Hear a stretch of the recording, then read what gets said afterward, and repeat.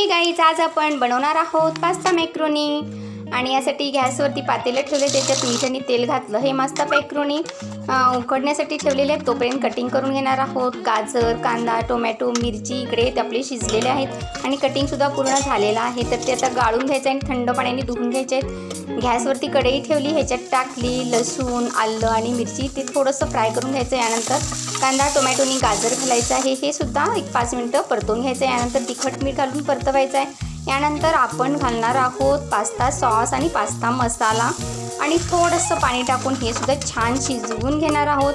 छान आपली ग्रेव्ही तयार झालेली आहे। यानंतर आपण घालणार आहोत आपलं दररोजचं टोमॅटो केचप आणि मस्त अशी पातळ ग्रेव्ही तयार झालेली आहे। आता आपण शिजलेले आपले पास्ता मॅक्रोनी घालायचे आहेत आणि खालीवर फिरवून यानंतर आपण घालणार आहोत सगळ्यांचं आवडतं चीज आणि झाकून ठेवायचं आहे मेल्ट होण्यासाठी।